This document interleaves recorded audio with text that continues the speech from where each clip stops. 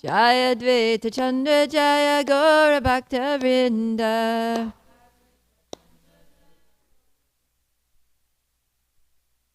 Jai. So today we're reading from Chaitanya Charitamrita, Madhya Lila, chapter 9, and we're picking up from the last time I gave class, which was quite a while ago, like 3 weeks ago, because we had guest speakers in between and we had festivals in between. And so we left off with Lord Chaitanya defeating the Buddhists, right? There was that incident where they tried to give him some bad food, contaminated food, and the crow came and picked it up and the plate fell on the head of the Buddhist's head, chief Buddhist's head, and knocked him out. And then the disciples were, what to do? Our guru is unconscious. And Lord Chaitanya said, go and chant Hare Krishna in his ear. So then they did, and then he woke up. And then they all became devotees, started chanting Hare Krishna. So this is just one of the many incidents or events, ecstatic events that happened on Lord Chaitanya's travel to the holy places around South India. And in fact, this whole volume practically, except this, most of the volume except one chapter, the last chapter, is just covering Lord Chaitanya's tour of South India. So I'll give a little background first to bring us up to where we are, and then we'll continue with the tour. So Lord Chaitanya, of course, was born in Navadvip, but the situation, the cultural or social condition in Mayapur at the time was not favorable for his spreading Krishna consciousness there. Because as it's mentioned back in chapter 7 of this Madhya Lila, most of the people there were Smarta Brahmins, and they didn't approve of actually what Lord Chaitanya was trying to do. In fact, remember, they reported him to the Chandkazi and tried to get him arrested. And they tried to stop the Sankirtan movement. They broke the Mridangas. So it wasn't a favorable situation for spreading Krishna consciousness. And yet it was the mission of Lord Chaitanya to spread Krishna consciousness, to propagate the chanting of the Hare Krishna mantra all over. And so he had to move on to greener pastures, as sometimes it's like that, right? We go to a place, and devotees have experience of going to places and trying to start a new center or just trying to distribute books, and the situation there is so unfavorable that they just pack their bags and try another city like that. So, and also it's a fact that a sadhu is never appreciated in their hometown. Generally not, right? So, because the familiarity breeds contempt. And they're like, oh, I knew him when he was a little naughty kid playing in the Ganga and teasing the girls and, playing with puppies, and now he's going to tell me about, how I should live my spiritual life. Who does he think he is? So there's always that kind of thing going on. So for all of these reasons, Lord Chaitanya left Navadvip and he went to Puri. He made Jagannath Puri his base. And then from Puri, he traveled because he wanted to spread the holy names all over India.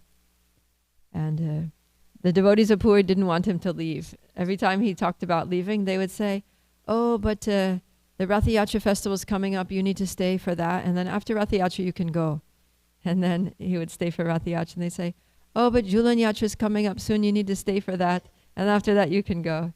And then he would stay for that. So like this, it was going on. They kept trying to get him to stay. The next festival, the next festival. And we know that in Krishna consciousness, there's always another festival coming up, right? So if you're going to stay for the festivals, you're not going to go anywhere. Sometimes you just got to go. So that's what Lord Chaitanya did, is that he finally decided, no, festival or no festival, whatever, I'm leaving. And then he left. And it's interesting that although Lord Chaitanya was so, he was so loved, so worshipped, he was so popular, he left alone. He didn't want to, for most of his South Indian tour, he was traveling alone.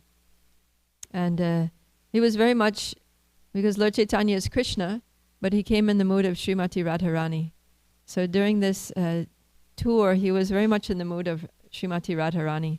And he was just walking. He did the whole thing walking. From Jagannath Puri, he went all the way down to the southernmost tip of India, Cape Comorin, and then he walked up the other side. So he covered, thousands and thousands of miles, and all on foot. And he did his tour of India over the course of 2 years, from 1510 to 1512. So, and he was born in 1486. So that means he started when he was just 24 years old. So from age 24 to 26, he was traveling. And you can just imagine, I was just thinking how, Lord Chaitanya he's known for his beauty. In fact, it's mentioned in the Bhagavatam that he appears with his weapons, associates, confidential companions, and Prabhupada there in the purport says that Lord Chaitanya's weapon was his beauty. He was so attractive because he's Krishna, but he's golden. He's like very, very attractive. And then also he was young, he was 24 years old, and he was tall and beautiful and golden and effulgent. And, everybody that saw him was just like, wow, who is this sannyasi? Who is this personality? And they were really drawn to him. And that was a great, that was a good marketing strategy for, for distributing the holy names, is that people would be attracted to him because of his beauty. These people, who is this? And then they would come and hear the holy names. And of course his personality and his potency, he's Krishna, so he has unlimited transcendental potency. And then he's in the mood of Srimati Radharani, so he's in the mood of the greatest devotee of Krishna. So he's traveling not as Krishna, going to do the mission of Krishna as Krishna, but he's going in the mood of Srimati Radharani as a devotee of Krishna. And as he's traveling, he's relishing. He's just lost in ecstatic love for Krishna.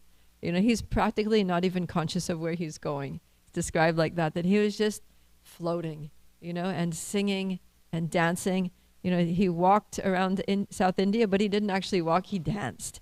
He danced, and it's described that he didn't even know which direction he was going. He was just going from village to village. And through these descriptions in Madhya Lila chapters 7 to 10, we hear about the prominent places where he stopped, or any place where some specifically important, significant incident happened. But he went everywhere. He went to practically every town and village. And that was his mission, right? To spread the holy names to every town and village all over the world. So he went from village to village, and he would just stop in one place. He'd find a Brahman's home. He would stay there, or sometimes he would sleep under a tree, or, just in a temple courtyard or something like that. He would just sleep anywhere that was convenient. He would take his meals in a Brahman's home, and then he would just leave the next day. So he was really, true sannyasi, not staying too long in any one place, not getting attached, just, a rolling stone, rolling golden stone, rolling around South India, dancing in ecstasy and spreading the holy names.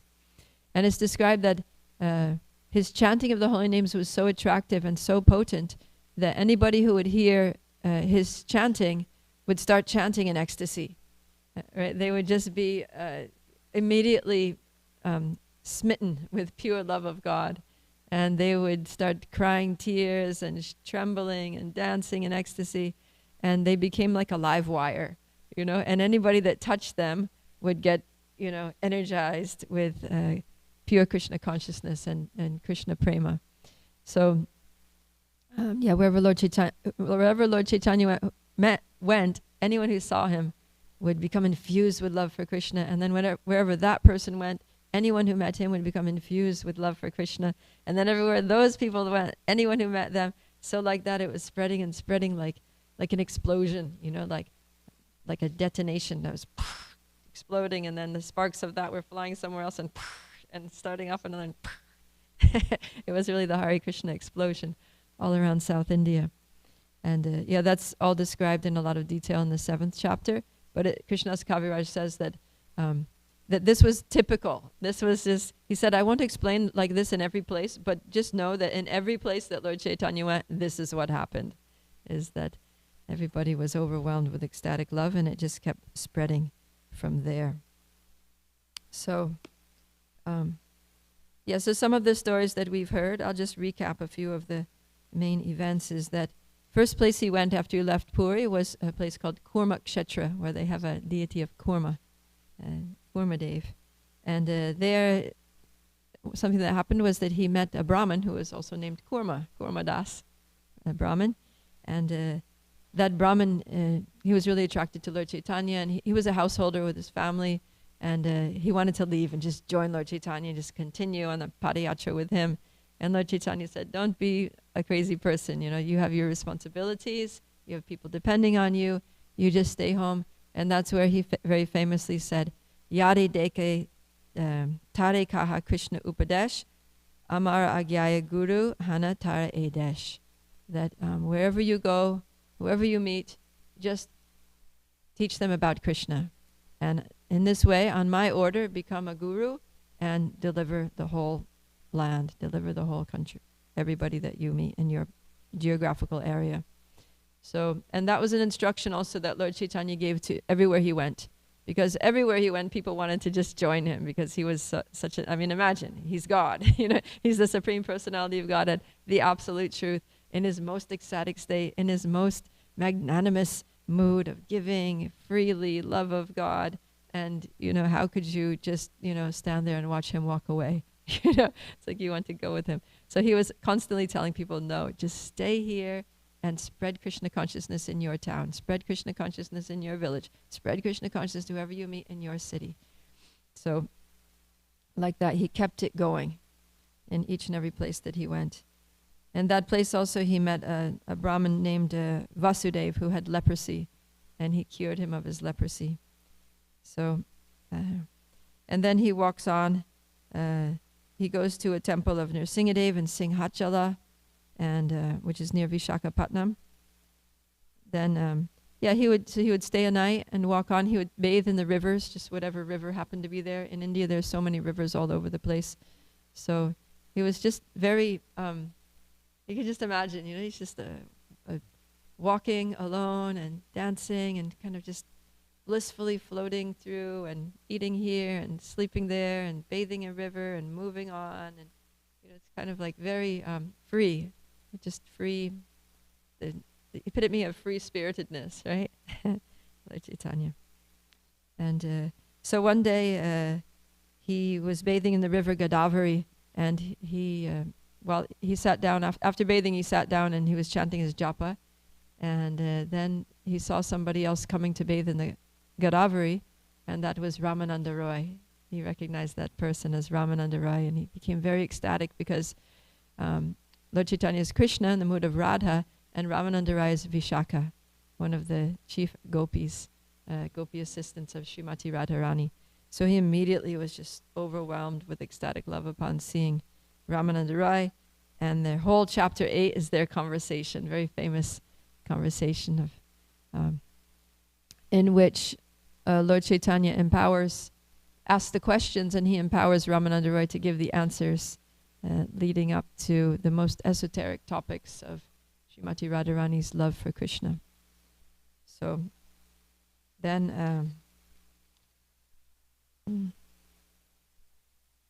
so then chapter 9 continues with Lord Chaitanya's visits, and so then he gets deeper and deeper into South India, and it's described that most of the people at that time, they were devotees of Lord Ramachandra, and Lord Chaitanya induced them to worship Krishna, just like he tried to do with Murari Gupta in Navadvip, but Murari Gupta was not budging from the lotus feet of Sitaram because his constitutional position is that he's Hanuman, so he can never leave the worship of Sitaram and start worshipping Radha and Krishna, although they're non-different. But in South India, he was converting all the Ram Bhaktas to become Radha Krishna Bhaktas, and that was his mission. And also he would have debates. So whoever he met, he would have these rigorous philosophical debates. Sometimes he would meet followers of Shankaracharya, the Mayavadis, or he would meet Jains or Buddhists, as we saw, or different yogis, all different philosophical leanings, and he would argue with them all and defeat them all on the basis of Vedas and Vedanta Sutra and scriptures that they accepted. So no one could defeat Lord Chaitanya. So now he's continuing with his travels. I just wanted to give a little bit of a background of what's going on here, because these verses that we're going to read today are going to be a little bit of like a transcendental tour guide. Because the Prabhupada's purports in this section are based on purports that Srila Bhaktisiddhanta Saraswati Thakur wrote. And it happened that Bhaktisiddhanta Saraswati Thakur also did an extensive tour of South India, and he visited practically all the major places that Lord Chaitanya visited. And it was part of Bhaktisiddhanta Saraswati Thakur's mission to establish 108 holy tirthas. If some places he established, temples and ashrams where he had his Gaudiya Math branches, and other places he established monuments.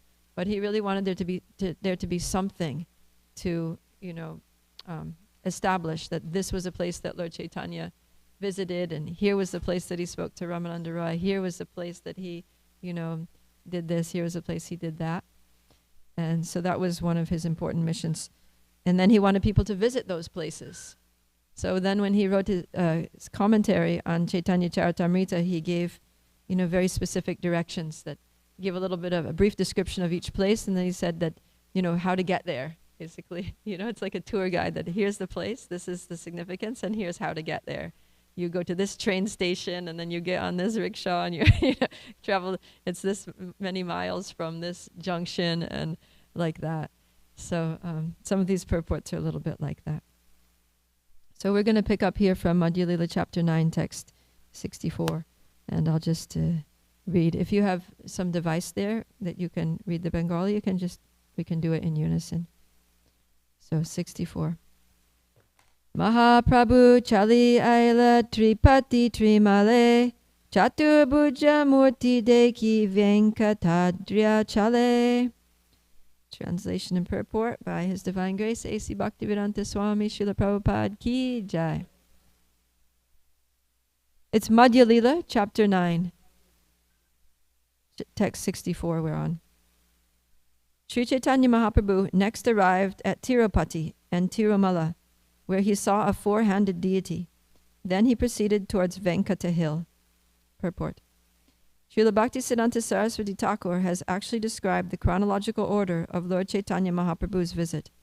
The Tirupati temple is sometimes called Tirupatura. It is situated on the northern side of Arcot in the district of Chandragiri. It is a famous holy place of pilgrimage. In pursuance of his name, Venkateshvara, the four-handed Lord Vishnu, the deity of Balaji, with his potencies named Shri and Bhu, is located on Venkata Hill, about 8 miles from Tirupati. This Venkateshvara deity is in the form of Lord Vishnu, and the place where he is situated is known as Venkata Kshetra. There are many temples in southern India, but this Balaji temple is especially opulent. A great fair is held there in the month of Ashvina, September, October. There is a railway station called Tirupati on the southern railway. Nimna Tirupati is located in the valley of Venkata Hill. There are several temples there also, among which are those of Govindaraj and Lord Ramachandra. So this temple of Balaji is a very famous temple, very opulent temple. So it's, I think it's one of the wealthiest temples in India, right? A lot of people go there and give donations to Balaji. People go there and they shave their heads and donate their hair to Balaji. That's like a tradition, right? I have friends that went there and shaved up. One of my friends came back shaved, and I was like, what happened? She said, I gave my hair to Balaji. I was like, okay. So, Lalita Sundar, are you from South India? Would you like to tell us about Balaji a little bit? Is there a mic? Additional mic? Here, take this one. Because I've never been to South India. I've been to Bangalore and a few places.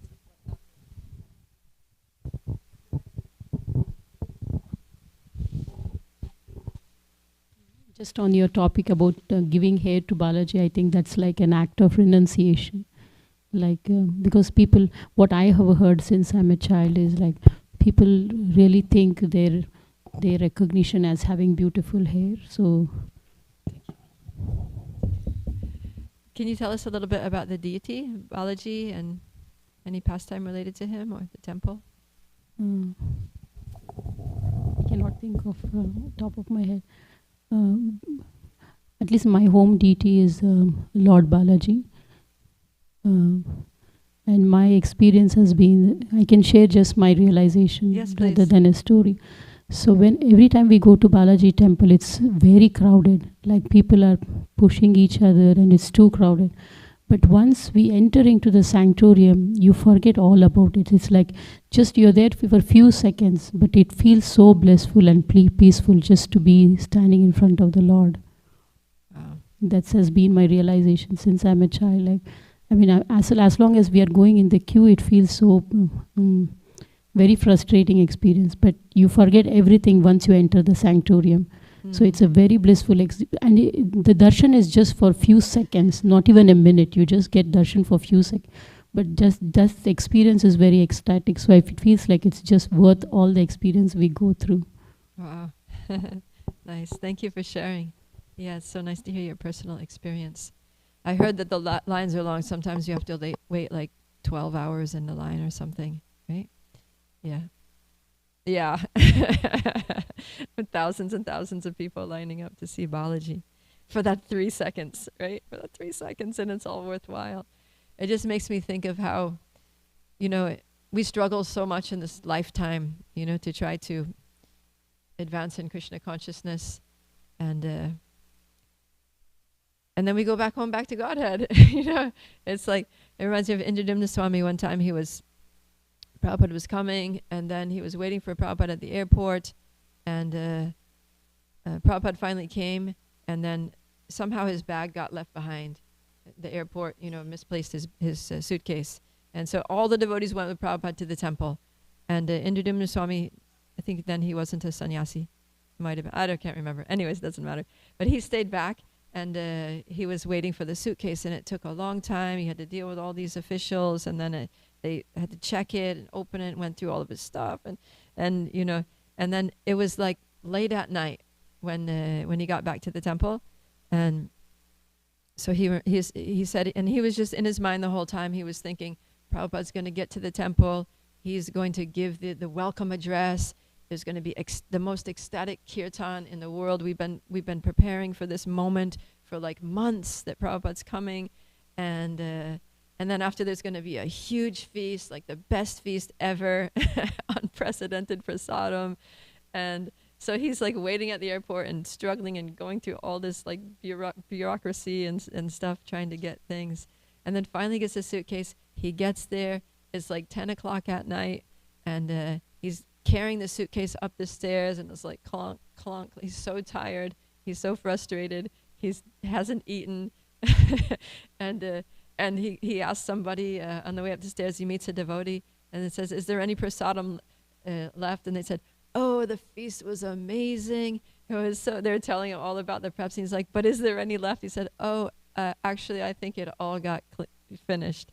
And so there was no prasadam. He was just about to cry, And then he goes into Prabhupada's room. He knocks on the door. Everything's quiet because it's late at night. And he goes in there, and he brings in the suitcase, and he pays his dandavats on the floor there at Prabhupada's feet.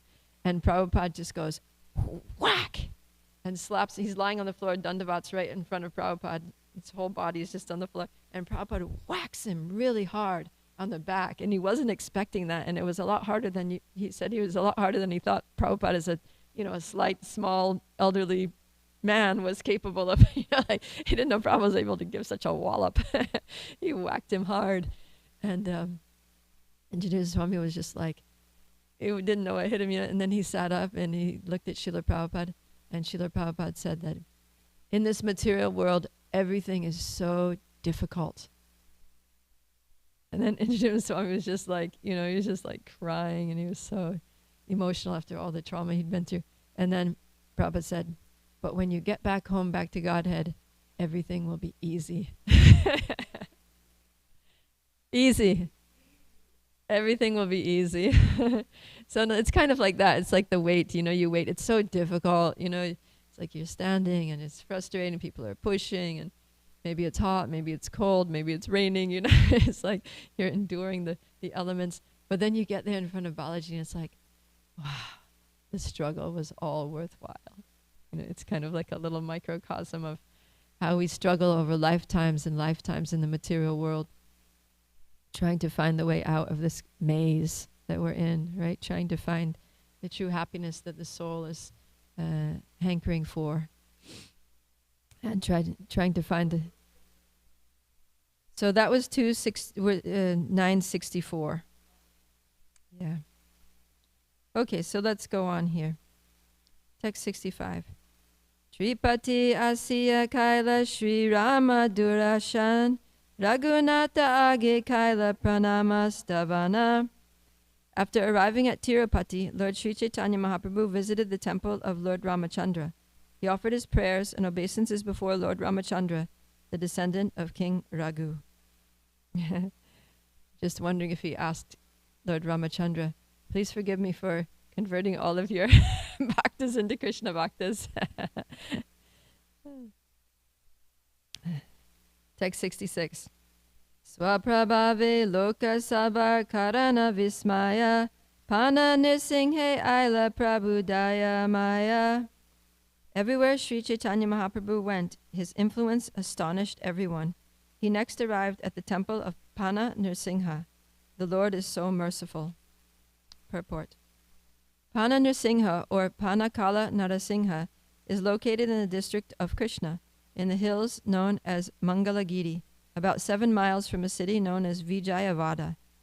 One must climb 600 steps to reach the temple. It is said that when the Lord is offered food with syrup here, he does not take more than half. Within this temple is a conch shell presented by the late king of Tanjore, and it is said that this shell was used by Lord Krishna himself. Wow. During the month of March, a great fair takes place in this temple. And Bhaktisiddhanta Saraswati Thakur is even recommending the best time of year to visit. If you go in March, there'll be a big fair going on. So, yeah. This Pana Nirsingha, they serve him a syrup, which is like a jaggery, boiled in water, and they make a syrup. And actually the deity, I was looking into this, I was curious about this deity, and the deity is only basically the head of the Nrsingadev, no body, just the head, and with a very big open mouth, like 15-inch open wide mouth. And then the way that they worship him is that they feed him this syrup, and they literally pour the syrup into his mouth. And then they'll just it said that while they're pouring, they're hearing a sound. There's a sound like like swallowing sound. And then they keep on pouring and pouring until the swallowing sound stops, and then they stop pouring. It says here that he drinks, he doesn't take more than half. So he leaves the rest for the devotees. But then after pouring, there's no syrup like on the floor or something. It's gone. Yeah. And they said that even though they're always pouring the sweet syrup, there's no ants somehow. Anywhere in the temple, you won't see a single ant. Anyways, yeah, some mystical thing that Lord Nrsingadev does there in this temple. Okay, text 67. Nirsinghe pranati stuti prema veshe kaila prabhura prabhave loka chamatkara haila. In great ecstatic love, Sri Chaitanya Mahaprabhu offered obeisances and prayers unto Lord Nrsimha. The people were astonished to see Lord Chaitanya's influence. You know, it's like we can get a tiny little fraction of a glimpse of this by, when a very great soul comes to visit, comes here to Dallas to visit the temple, like when Radhanath Swami comes, or, it's like you can see the influence that, hundreds of devotees come and everybody's dancing in ecstasy, and everybody's, like on a typical day, you'll get, maybe 20, 30, if you get 40 people coming to Bhagavatam class, it's nice, on the day like that, it's like people are flocking from all over, and if class goes a little long, people are walking out, but, when Radhanath Swami gives class, he can talk for 3 hours, and everybody's like, nothing else to do, nowhere else to go. So we get a little bit of a feeling for how great personalities have this influence that they can just, infuse the audience with a taste, with attraction for the message of Srimad Bhagavatam, for kirtan, for, everything in Krishna consciousness. So Lord Chaitanya had, a huge influence. It said it was an astonishing influence. And I'm sure that in these temples, many great personalities would visit. So they were used to great personalities visiting and seeing, people coming with all their followers and attracting a big crowd and doing ecstatic kirtans, but nothing on the level of Lord Chaitanya himself and Supreme Personality of Godhead rolling in and taking darshan at your temple and seeing, how that's affecting people. And he comes in chanting, doing kirtan, and everybody, who's pujaris on the altar, the women making the garlands, the people packing peanuts, the whatever they're doing, the cooks in the kitchen, the ordinary people just kind of coming in and making some prayers, please cure my grandfather or whatever. As soon as Lord Chaitanya walks in the temple, everybody's just like, Hare Krishna, and dancing in ecstasy, tears coming down their cheeks, and trembling and getting addicted to the Hare Krishna mantra and just wanting to go out and share it with the world. So like that. You can imagine the scene. Text 68. Shiva Kanchi Asya Kaila Shiva Darashana Prabhave Vaishnava Kaila Sabha Shaiva Gana. Arriving at Shiva Kanchi, Chaitanya Mahaprabhu visited the deity of Lord Shiva. By his influence, he converted all the devotees of Lord Shiva into Vaishnavas. Purport. Shiva Kanchi is also known as Kanchipuram, or the Benares of southern India. In Shiva Kanchi, there are hundreds of temples, including symbolic representatives of Lord Shiva, and one of these temples is said to be very, very old. So, Benares, or now called Varanasi, is a famous place of the worship of Lord Shiva, worshippers of Lord Shiva. And this Shiva Kanchi appears to be very famous also, the Benares of South India. So, yeah. It's interesting that Lord Chaitanya, although Lord Shiva is a demigod, but Lord Chaitanya would go and he would worship Lord Shiva. He would pay his respects to Lord Shiva as the greatest Vaishnava and pray to Lord Shiva for his blessings to become a pure devotee of Radha and Krishna, because Lord Chaitanya came in the mood of a devotee. So as devotees, we don't disrespect the demigods, although our prime object of worship is Krishna, Radha Kalachandji. But we don't disregard or disrespect the demigods. We offer all respects to the demigods as great servants of Krishna. We can offer our obeisances to them. Vanchakalpa tarubhyascha kripa sindhuvya evacha patitanam pavanivyo vaishnavevyo namo namaha. And pray to them to bless us to be able to attain pure love for Krishna and pure devotion. So Lord Chaitanya taught us by his example. And although he honored Lord Shiva, but similarly, in the same way that he honored Lord Ramachandra, but converted all of his followers to Krishna Bhaktas, he did the same with Lord Shiva's devotees. He made them all Vaishnavas. Text 69. Vishnu Kanchi Asi Dekila Lakshmi Narayana Pranama Kariya Kaila Bahutastavana. The Lord then visited a holy place known as Vishnu Kanchi. There he saw the Lakshmi Narayan deities, and he offered his respects and many prayers to please them. Purport. Vishnu Kanchi is situated about 5 miles away from Kanchipuram. It is here that Lord Varadaraj, another form of Lord Vishnu, resides. There is also a big lake known as Ananta Sarovara. There's a little more of this, about this place. Prema Veshe Nritya Gita Bahuta Karila Dina Duira Hiloke Krishna Bhakta Kaila. When Sri Chaitanya Mahaprabhu stayed at Vishnu Kanchi for 2 days, he danced and performed kirtan in ecstasy. When all the people saw him, they were converted into devotees of Lord Krishna. So even the devotees of Lord Vishnu were not safe. Because it said that in Lord Shiva temple, he made them all Vaishnavas, which could be roughly interpreted as devotees of Lord Vishnu, right? Literally a Vaishnava means a devotee of Lord Vishnu. But even the devotees of Lord Vishnu, he converted into Krishna bhaktas. He's like, forget about Vishnu, it's Krishna. Because again, he's in the mood of Radha. And the gopis in Vrindavan, remember when Krishna disappeared and they were looking for him all over Vrindavan. And they were searching, and then Krishna was hiding, but they were catching up. So then Krishna, he manifests the form of Lord Vishnu with 4 arms, and he's standing there in the forest.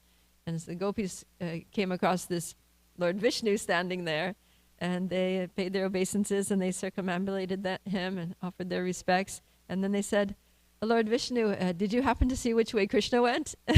We're looking for him. And then he was like, I don't know. And they're like, all right, whatever, we're going.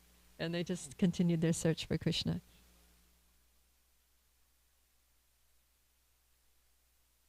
Was that? I'm not sure. What's that? Oh, yeah. Then Srimati Radha. Yeah, that's right. Thank you for reminding me. And then Lord Vishnu, when Lord Vishnu when Krishna, in the form of Lord Vishnu, saw Srimati Radharani, then, he couldn't, Krishna was like, he couldn't hold his disguise, and then, So that's the mood of the gopis. So because Lord Chaitanya is in the mood of the gopis, and that's specifically what he came to give, right? That when Krishna wound up his pastimes and went back to Goloka, then after some time he saw that everybody was just worshipping the Lord Vishnu in the mood of awe and reverence. And then he thought, oh no, this is terrible. He said, if they continue just worshipping Lord Vishnu, or even, worshipping me, but in the mode of worship of Lakshmi Narayan, then it's not going to work. They're not going to make it to Goloka, because in Goloka Vrindavan, there's no awe and reverence for Radha and Krishna. It's all just sweetness and love. There's not that formality of worship. Nobody's offering a arti and incense and like that. Nobody's singing Vishnu Sahasranam there in Goloka.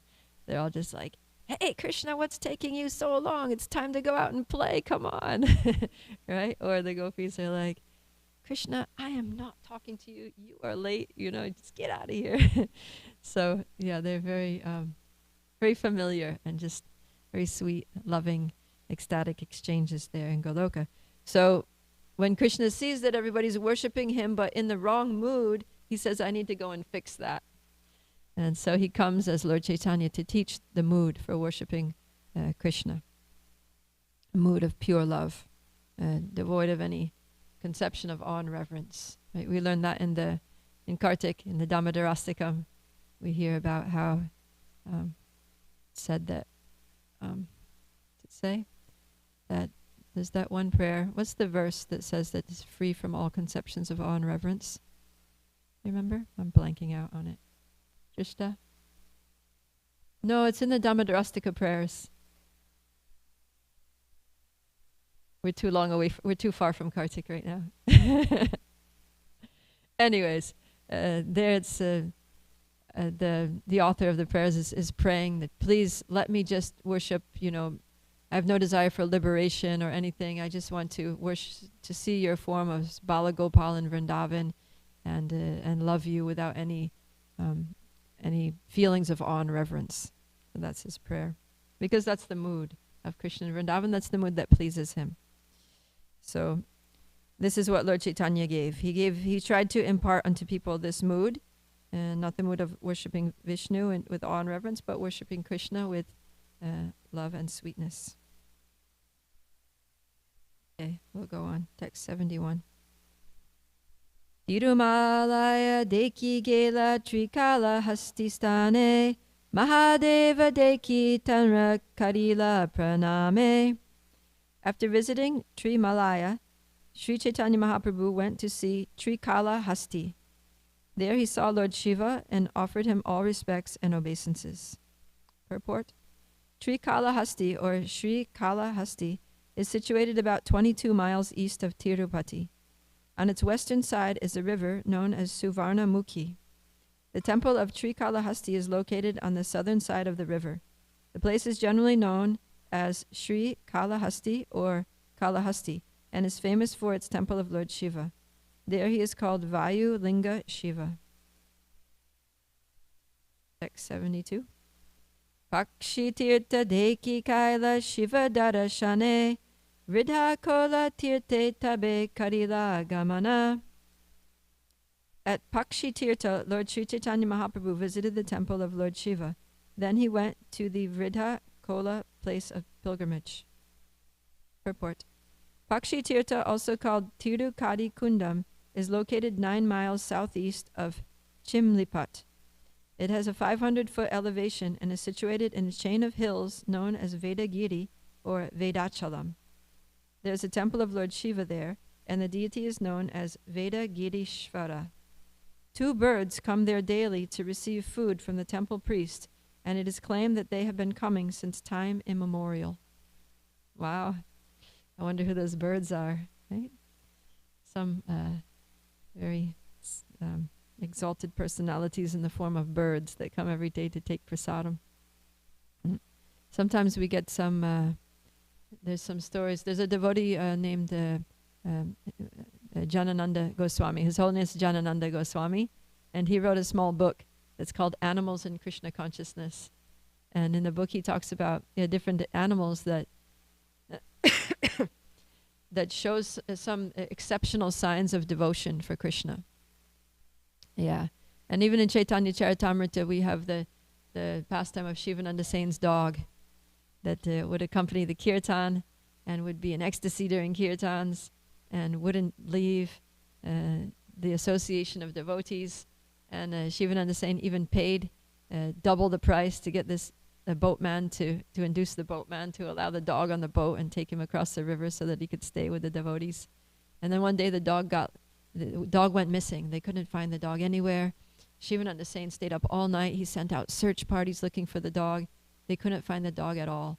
And then next day they had to move on to the next place because they were walking from Navadvip down to Puri for the Ratha Yatra festival. And then, it was a very, with a heavy heart that Shivananda Sain proceeded without the dog. But then when they got to Puri, they saw that the dog was sitting there at the lotus feet of Lord Chaitanya, and Lord Chaitanya was eating a dab, and he was scooping out this soft coconut from inside, and he was tossing it to the dog, and the dog was catching it with his mouth like that and eating it right from Lord Chaitanya's hand. And Lord Chaitanya was making him, Lord Chaitanya was making him chant Hare Krishna, and the dog would be like, Hare Krishna. And then Lord Chaitanya would reward him by throwing the coconut. like we get a dog to beg or something and then throw a dog biscuit. So like that. And then right in front of all the devotees were so happy to see, the dog was there and getting the mercy, more mercy than them because he got there first. And then right in front of their very eyes, they saw the dog just leave his body and this flower airplane come and take him back to the spiritual world. So, so these exceptional animals can be very Krishna conscious and attain the highest destination. So Janananda Swami, he talks about how he was in Malaysia and there was a cow that would come, and every day she would walk into the every day during Bhagavatam class, at the start of the class while the speaker was singing Jai Radha Madhava, this cow would show up, and she would, it was an open kind of temple structure, at least the doors would be open, and this cow would just walk in and walk right into the temple room and sit down in the back of the temple and just sit there for the duration of the Bhagavatam class. And when the Bhagavatam class was over, then she would stand up, the devotees would give her some prasadam, and she would walk out. And then next day, Bhagavatam class, same thing. She would come in, sit down very peacefully, and listen. And every day, that cow would do the same thing. Like that. So, I remember in Mayapur, when I was in Mayapur, there was one dog too. They named the dog Harinam. And every day this dog it was just a street dog. I mean, just a street dog. We don't know who that dog was, but she wasn't owned by anyone. And she would come, or he, I can't remember. But the dog would come every day at 3:30 when the Harinam would start, and all the devotees would assemble. They'd get the deities of Gaurnitai from Srila Prabhupada's Bhajan Kutir, and put them on the cart, and then they would drag the cart to over in front of the long building where they would all meet. Devotees would assemble, start Harinam, and then they would go to different places. Sometimes they'd go locally, sometimes they would get on a boat and go to villages and things like that. So it was every day Harinam. And every day the dog was sitting there at 3:30, just sitting there, sometimes the first one there and waiting for the devotees to assemble. And then it would accompany the devotees on the Harinam and then come back and then go do its stuff, whatever, go away. And then they wouldn't see the dog until next day, 3:30.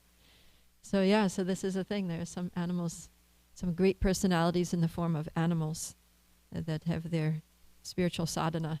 They come every day and take part in the activities of bhakti. We have a cat here in Dallas, right? There's one particular cat that really likes coming inside the temple, right? And she comes and she sits there on the chair there where Bhagavananda Prabhu usually sits chanting his japa. So. Oh, really?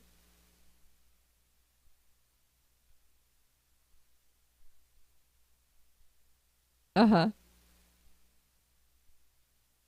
Who knows who that cat was, right? If nothing else, at least maybe she was catching the mice. She's waiting for the offering. And then if any mice come and sniff out the offering, she scares them away. She's doing a service. I'm sure that cat's in the spiritual world right now. By the merciful glance of Shishi Radhikala Chanji Gornitai. Okay, so I think I'll just stop here. We've heard a little bit about Lord Chaitanya's pilgrimages, and this is going to continue. We'll pick up next Sunday. So any questions or comments? Yes, Mother Kunti.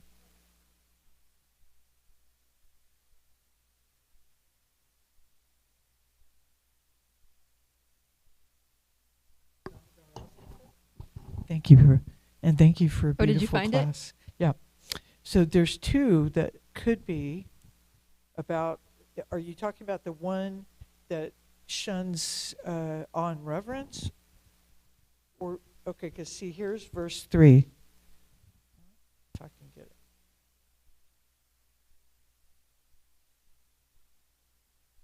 Giving me the Sanskrit. Those super excellent pastimes of Lord Krishna's babyhood, drown the inhabitants of Gokula in pools of ecstasy. To the devotees who are attracted only to the majestic aspect of Narayan and Vaikuntha, the Lord herein reveals, I am conquered and overwhelmed by pure loving devotion. To the Supreme Lord Damodar, my obeisance is hundreds and hundreds of times. So are you talking about that one? I think I was thinking of that one. Is there another one? Go ahead and read the other one. There's one right behind it. O Lord, although you are able to give all kinds of benedictions, I do not pray to you for liberation, nor eternal life in Vaikuntha, nor any other boon. My only prayer is that your childhood pastimes may constantly appear in my mind. O Lord, I do not even want to know your feature, Paramatma. I simply wish that your childhood pastimes may ever be enacted in my heart. Which one were you? Thank you. I think both of them. The first one shows the Lord's perspective, right? That I am not, what was that last line of that I am pleased only with love and devotion. Oh yeah. I'm conquered and overwhelmed by pure loving devotion. Yes, and he's saying that specifically. He's informing those who are worshiping his majestic feature of Narayan and Vaikuntha that this is not how to conquer me. I'm conquered only by love and devotion. And then the next verse, the devotee is saying, please, I have no desire for, any other kind of relationship with you. I do not pray to you for liberation or eternal life in Vaikuntha. I don't want to go to Vaikuntha and worship you in awe and reverence. I just want this form of Balagopal to be forever in my heart and to love you in that form. Yeah. Yes, Prabhu. Yeah, back to the Balaji story. I was fortunate to have a darshan of Balaji Venkata 2001. Nice. Okay, and tell us about it. Jayapataka Swami was telling the story. You mentioned that that's the most opulent temple in India. Mm-hmm. So the story behind that is that when he was getting married, Krishna, Balaji, he wanted to make, like in India is the weddings are really opulent. Uh-huh. So he borrowed the money from Kuvera. Oh. And then he said, "Don't worry, my devotees will give it back to you." So that's why everybody going there, they giving donations, and that's how they paying off the debt to Kuvera. Okay. That's the short story. Then I Google it, and I don't have a glasses. If someone can read a little bit about that, if you want. Who wants to read It's a it? short one. Jaishnav, would you like to read there from Prabhu's phone?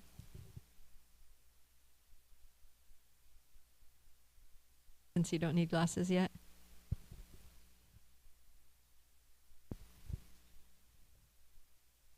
Some key points of the story. According to Hindu mythology, the wedding story of Balaji, also known as Lord Venkateshwara, is about his marriage to Princess Padmavati, where he took the form of a fortune teller to win her heart, eventually marrying her with the blessings of her father, King Akash Raj, after borrowing a large sum from Kuvera, the god of wealth, to fund the grand ceremony. This marriage is celebrated at the Tirumala Venkateshwara temple in Andhra Pradesh, India. Key points of the story. The bride. Padmavati, a princess known for her beauty and devotion, was destined to marry Lord Vishnu's incarnation as Srinivas Balaji, the fortune teller. To learn of Padmavati's feelings, Balaji disguised himself as a fortune teller and visited the prince's palace when he revealed her true love for him. The proposal. After confirming Padmavati's affection, Balaji, through the sage Bakula Devi, approached King Akash Raj and formally requested his daughter's hand in marriage, the loan from Kumera. To finance the lavish wedding, Balaji borrowed a large sum of money from Kubera, the god of wealth, which is believed to be the reason why devotees still donate to the Tirumala temple to help repay this debt. The wedding ceremony. The marriage was celebrated with great grandeur at the Kalyana Venkateshwara temple in Narayana Vanam, with all the gods and goddesses in attendance. Wow. What a wedding. Thank you. Thanks for sharing, and thank you for reading, Jaishnav. So the devotees are helping Lord Balaji pay off his debt to Kuvera. It's amazing how, although, the Lord is the Lord, and he actually possesses all opulences, right? He's Bhagavan, there's nothing that's not his. But he enacts these wonderful pastimes just to delight the devotees and engage the devotees in his service. Yes, Abhay Prabhu.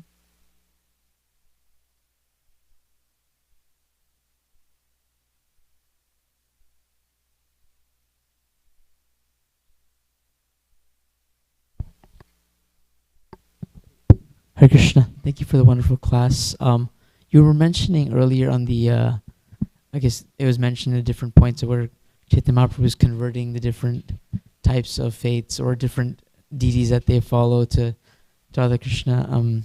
So how can we understand that, like, from my understanding, we are all eternal jivas, right, that have a personality that exists in the spiritual world. We have a role, we have a personality, and we're somebody. Yeah. So is it that when we're preaching or when we're following the process of Krishna consciousness, you're just uncovering your original true self originally, and you'll be attracted whichever rasa that is or whatever that falls into. So whether you're in the Lakshmi Narayan, you're like you live in Vaikuntha, and so that's the kind of form you'll be attracted to. Like how can we understand that? Yeah. He's saying that everybody has their constitutional relationship with Krishna, and it may be that someone's eternal position is, as a servant of Lakshmi Narayan in Vaikuntha. So then, in that case, maybe it wouldn't be so appropriate to convert them to worshipping Radha and Krishna with the Vrindavan mood, because that's not their eternal mood. Okay? That's your question? Yeah, sort of. How can we understand it a little better? How to understand, yeah. So, two things. One thing is that Lord Chaitanya wanted to establish that the worship of Radha and Krishna is the highest. The other thing is that the worship of Radha and Krishna is in the context of what you're asking, like, in terms of uncovering or rediscovering our original constitutional position, we're safest worshiping Radha and Krishna, because Krishna is the original Supreme Personality of Godhead, and within him are all incarnations, all avatars, everything. He's the absolute truth. Everything is included within Krishna. So, and all Shaktis, all divine feminine forms are included in Srimati Radharani. So, if we worship Radha and Krishna, then we're simultaneously, automatically, worshiping Lakshmi Narayan, worshiping whatever form, worshiping Lakshmi Nrsimha, worshiping Sita Ram, and everyone. So it's kind of like, like Prabhupada would always say, watering the root of the tree. All the leaves, so all the incarnations will be worshipped. All the demigods will be worshipped. Everyone is worshipped by worshiping Radha and Krishna. Whereas if we focus on worshipping Sita Ram, then we're not necessarily worshipping Radha and Krishna, right?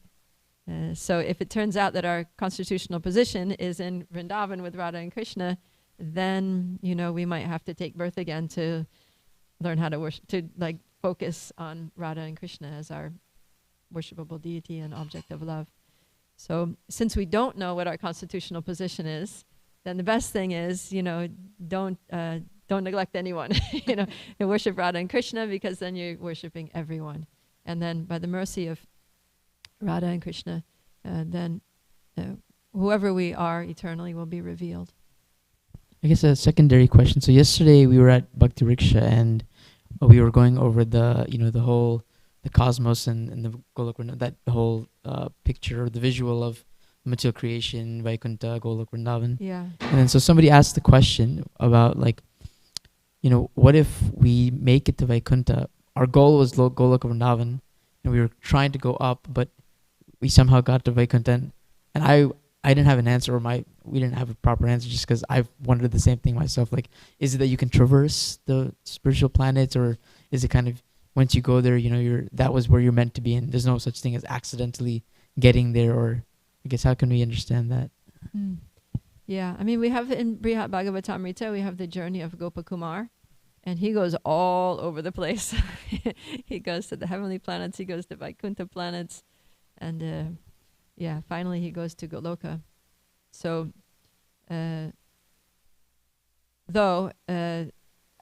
what I've heard that Sanatan Goswami, who's the author of Brihat Bhagavatamrita, is trying to, because Gopakumar is a fictional character. What I've heard is that Sanatan Goswami is trying to teach us about that hierarchical structure of the universe, the different moods on different planets, and to establish that Goloka Vrindavan is the highest ultimate goal. And that, so Gopakumar goes to Vaikuntha, and but his constitutional position is that he's a cowherd boy in Goloka. So he goes there, and when he sees Lord Narayan, then he starts running towards him to give him a big hug, because that's what cowherd boys do. They just hug Krishna. Hey, Gopal! And they run to him and give him a big hug and punch him on the arm, right?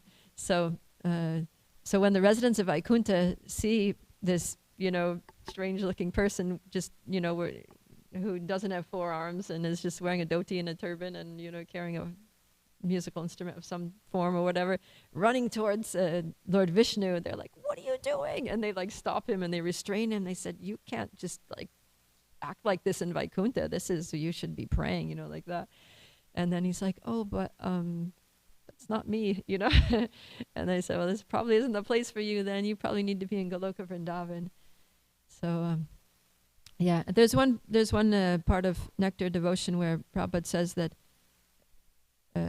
if someone goes to Vaikuntha, that from Vaikuntha you can be promoted to Goloka Vrindavan if you get there and you realize that it's not really your place, and that you don't have to come all the way down to earth. Then there's another, I think B.B. Govinda Maharaj was giving class during the Kirtan 50, and he said that there was someone was going on the way to Vaikuntha.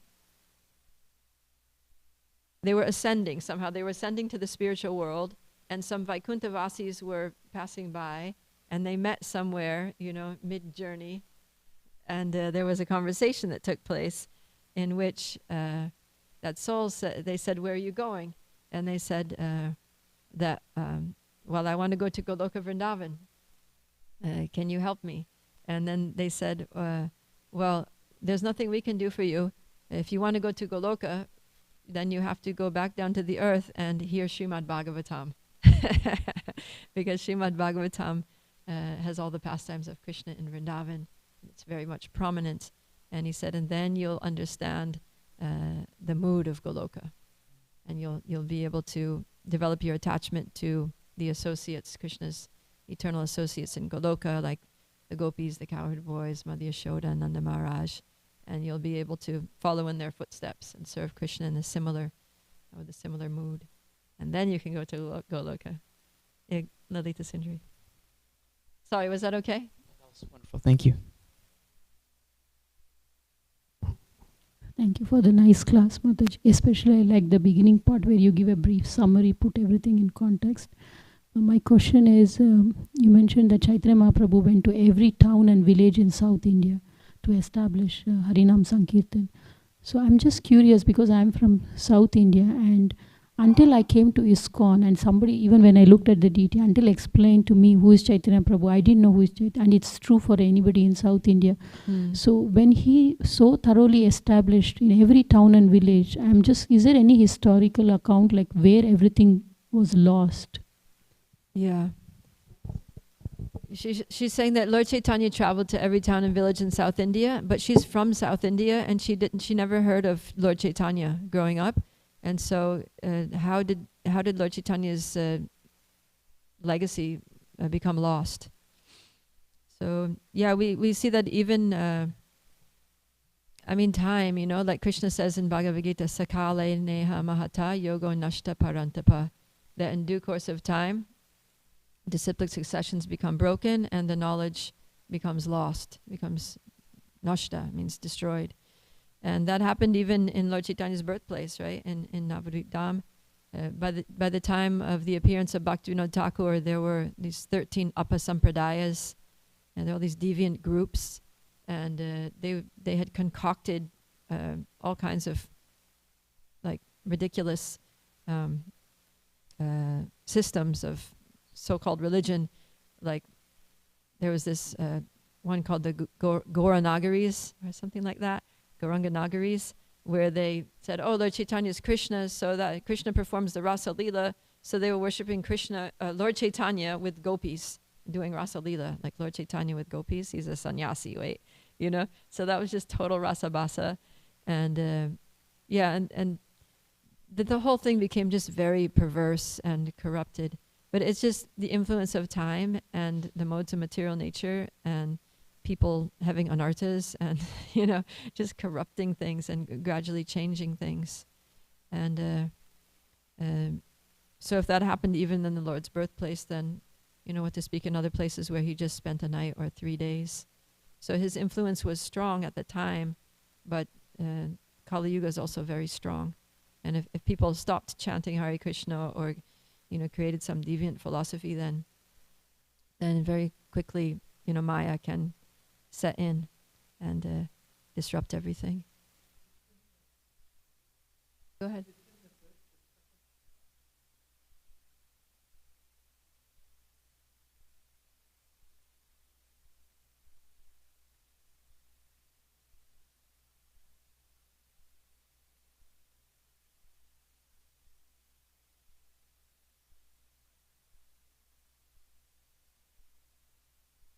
Yeah, Bhaktivinoda Thakur talks about how during his time the Gaudiya Vaishnavism had such a bad reputation. Like nobody, basically they were all just considered sentimentalists, and that there was no philosophical basis. They didn't study. It was just a mess. It was just like so far gone from what Lord Chaitanya actually taught. So Bhaktivinoda Thakur worked so hard to reestablish the reputation of Gaudiya Vaishnavism, to regain respect for it in the eyes of, religious people of the time. And he made a lot of progress. And then Bhaktisiddhanta Saraswati Thakur, of course, took up the work. And that's why, he went around making these monuments. But I think in some places the monuments are very small. Like when we went to India a couple of years ago, and we have a friend who lives, he's from Cuttack, which is just a little bit north of Jagannath Puri. And so we spent a night near his family home. And his father took us to this place where Lord Chaitanya went. And it's like an island, a small island in the middle of a river. And we had to get on these super rickety little, Jopati's laughing because she was on this trip. We got on these little these wooden boats that were like that wide. And they were so tippy. Everybody was like, we thought we were going to get, we were sure we were going to like tip.